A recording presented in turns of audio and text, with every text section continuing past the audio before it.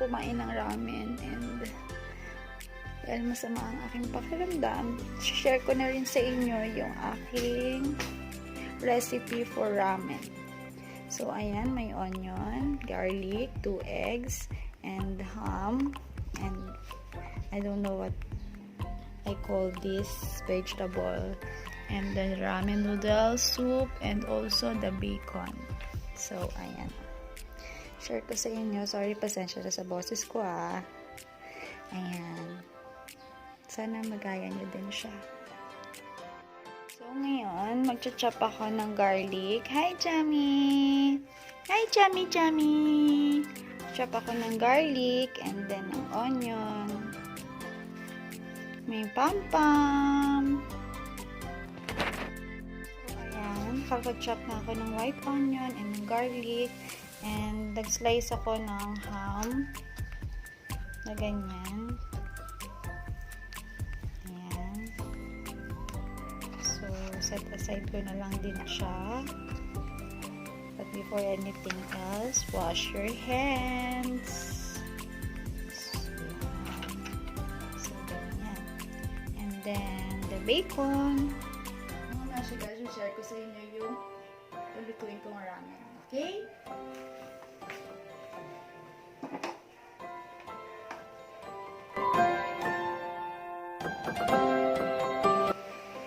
Initin ko yung water para mas mabilis dito sa pan. Initin ko siya. Bakit ganun ayaw mo mag-work it out?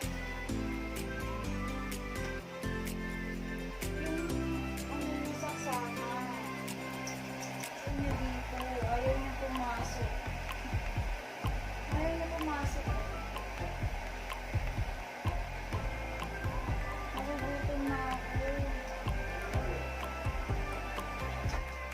Bakit kaya? Kanina hinahanap ko siya. Hindi ko alam kung saan nakalagay. Tapos ngayon, ayaw niya mag-work.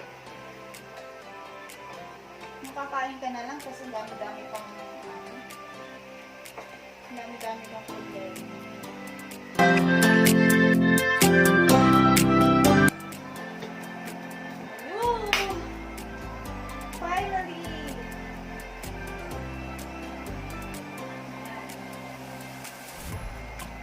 So, I have ng oil. Kumuha ako ng cutting oil. Ay, salamat. Akala ko hindi na magulat.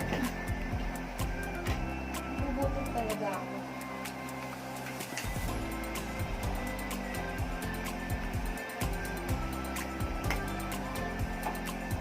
Pwede na lang. So, wait na lang natin siya. Minute. Habang nagkakainit ako ng water. Nilagyan ko siya na...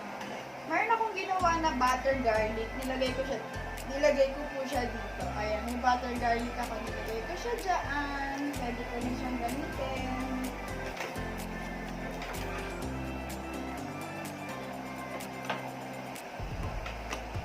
Butter garlic. Lagyan natin ito.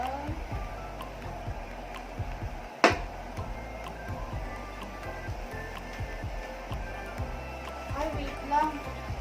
Baka mabasag yung salamin ko. Suwa tayo nito. Baka mabasag ang salamin ko. Nakalimutan ko.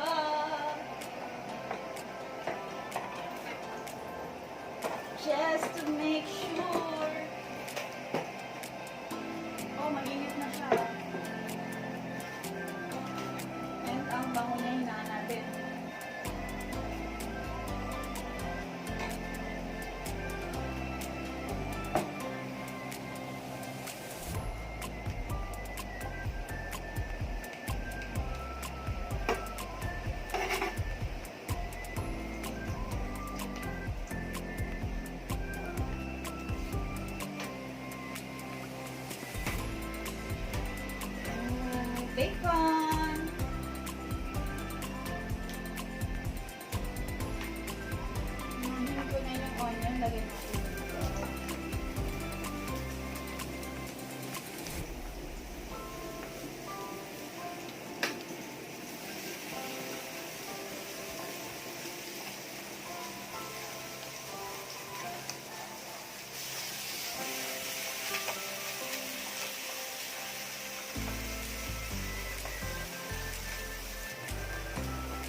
So, ayan, hinuna ko na yung white onion dito. Then, nagpainit na rin tayo ng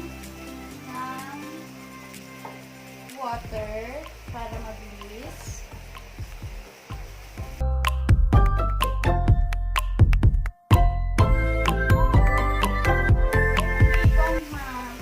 Bacon yan, and then lagyan natin yung ham.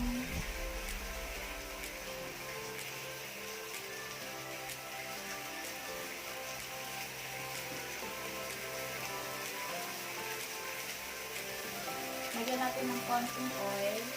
Kasi mag-oil pa naman tumama yun.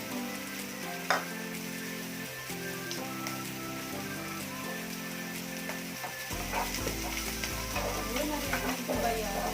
Ang bango, sobrang bango.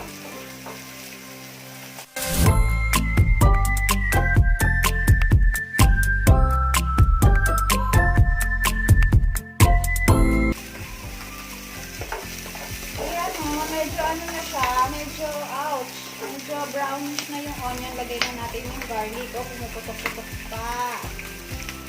Lagay na natin yung garlic.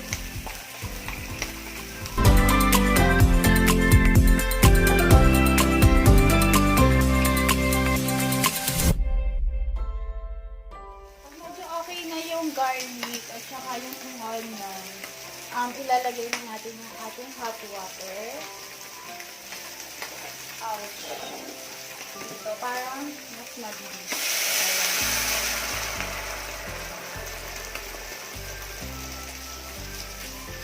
So, ayan ang ating hot water. Lagay na natin. See, kumukulo na siya. Kumukulo siya agad.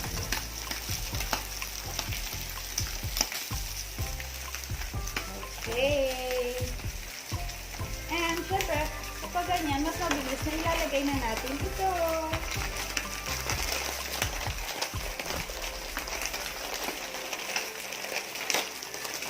Noodles.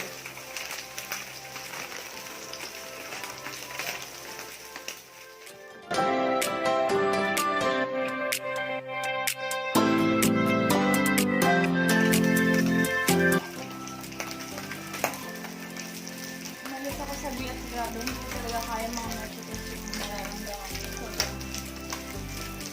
Kagabi nag-chill ako, tapos hindi ko alam, ang sakit ng ulo ko, nandito ako.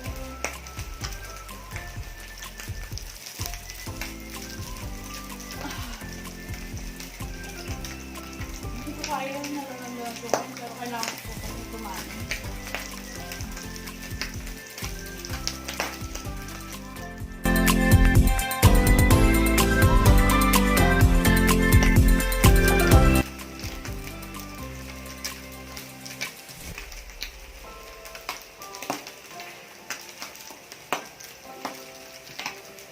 Okay, check natin yung noodles kung okay na. So, ayan.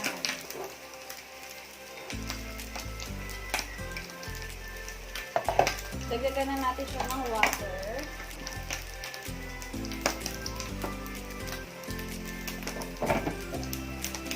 And then, lagay ko itong ramen powder.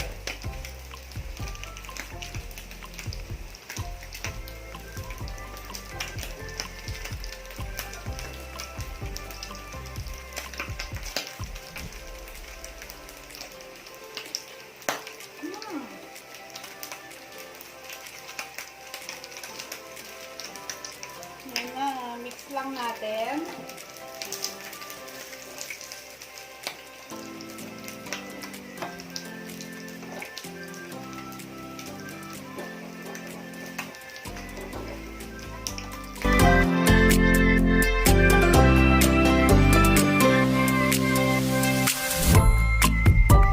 Nag-wash lang ako ng vegetables. So, ayan, ilalagay ko rin siya dito.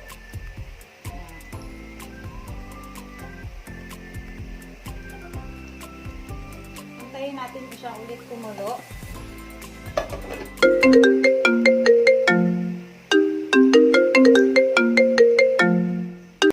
Okay, check natin siya. Kumukulo na siya, oh. Ayan. kumukulo na siya ng bonggang-bongga. Next natin is ilalagay ko yung egg dito sa ibabaw.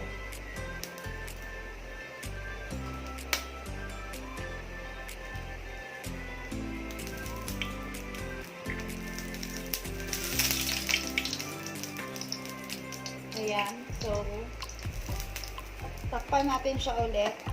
Nilagyan natin siya ng egg dito sa ibabaw. Tatakpan natin siya ulit.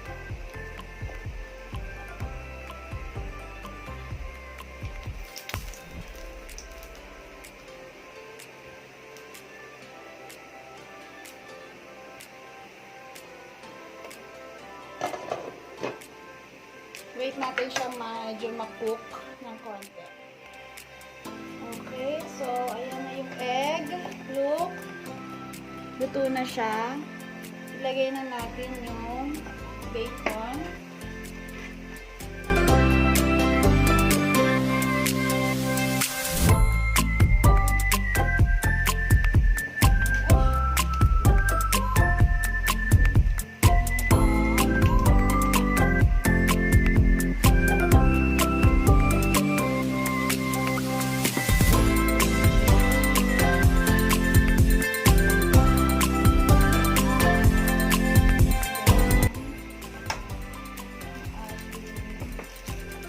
Seasoning.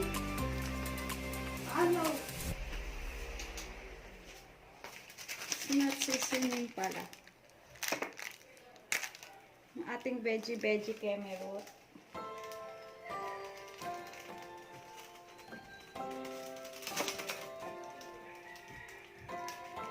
So, that's it mga miyashikels.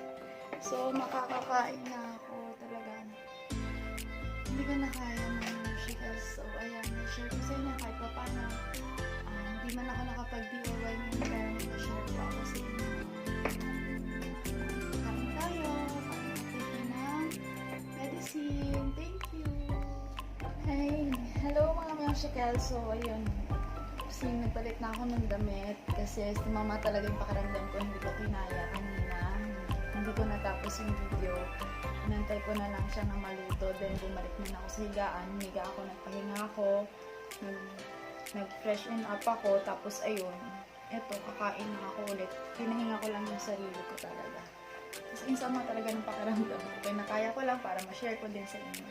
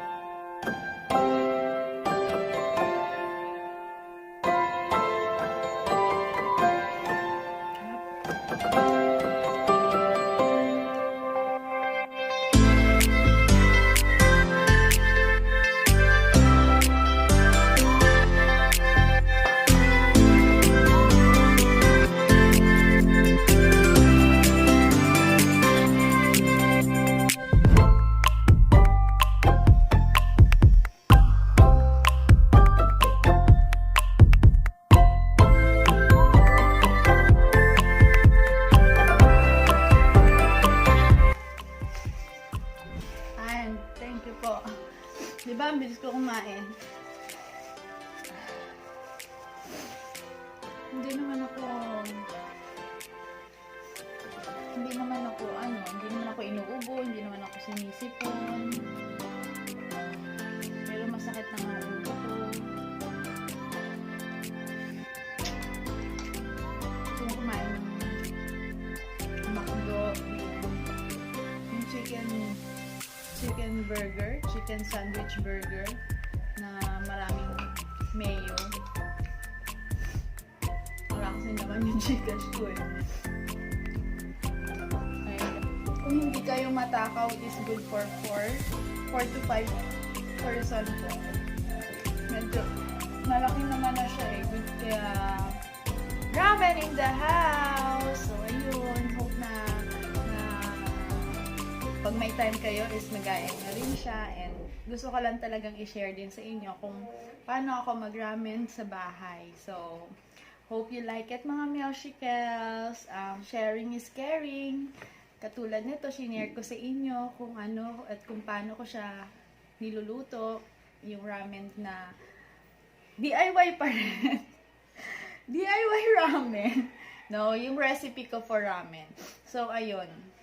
Thank you. Hope you like, share, comment, and subscribe to my YouTube channel. Thank you po.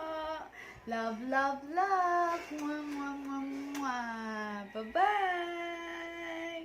Mwah.